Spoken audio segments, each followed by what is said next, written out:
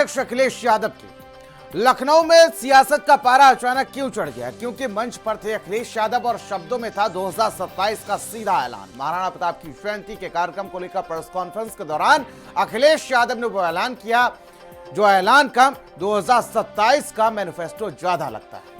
अब सवाल सिर्फ ये कि ये शंखनाद सत्ता दिलाएगा या सियासत को और भड़काएगा, क्योंकि 2027 की जंग का ट्रेलर रिलीज हो चुका है, क्लाइमेक्स अभी बाकी है। आपको याद होगा, ममता बनर्जी से मुलाकात करने के बाद अखिलेश यादव जैसे ही लखनऊ पहुंचे, सीधे उन्होंने प्रेस कॉन्फ्रेंस की और सीधे वार किया ईवीएम के साथ साथ चुनाव आयोग और 2027 को लेकर बीजेपी सरकार पर। रिपोर्ट के जरिए आपको पूरी कहानी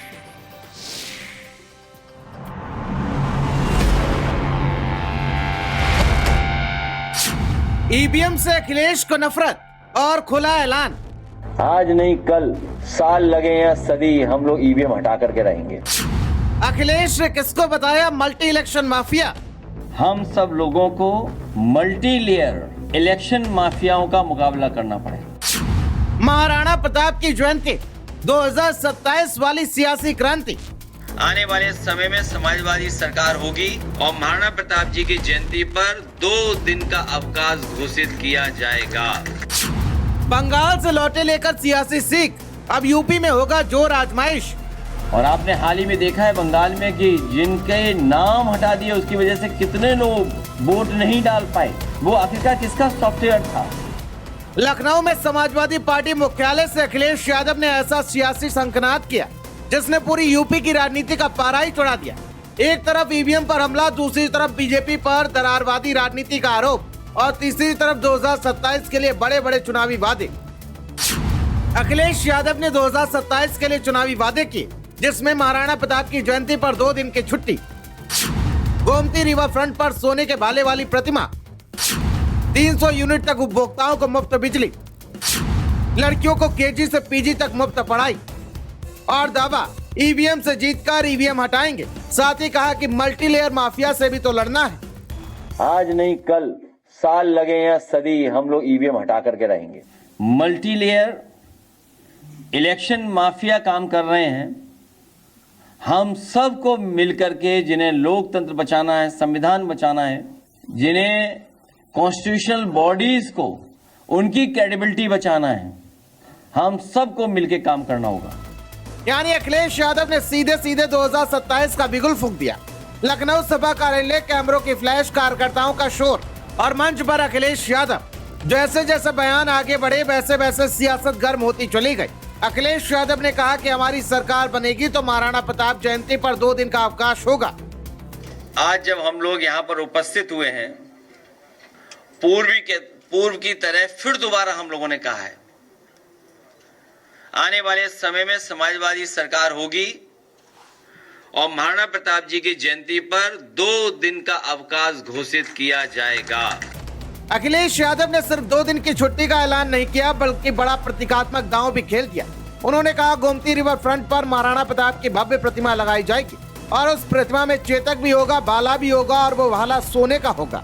यानी कि राजपूत वोट बैंक साधने की कोशिश, साथ ही राष्ट्रवाद और गौरव की राजनीति में बीजेपी को सीधी चुनौती। लखनऊ की सबसे प्रतिष्ठित जगह गोमती रिवर फ्रंट, जो देश का आज का सबसे शानदार रिवर फ्रंट है, महाराणा प्रताप जी की भी भव्य और बहुत सुंदर प्रतिमा, जिसमें चेतक भी होगा और भाला सोने का होगा, उसको सम्मान देने का काम हम लोग करेंगे। लेकिन सबसे बड़ा हमला हुआ ईवीएम पर। अखिलेश यादव यहीं नहीं रुके, उन्होंने बीजेपी को दरारवादी तक कह दिया। तो वहीं अखिलेश यादव का सबसे धमाकेदार दावा तब आया जब उन्होंने बंगाल चुनाव का जिक्र किया। उन्होंने कहा बंगाल में 3 लाख फोर्स लगी थी, यूपी में कम से कम 10 लाख फोर्स लगानी पड़ेगी। बीजेपी पे कोई काम नहीं है, केवल निगेटिविटी फैलाना, नकारात्मक काम करना।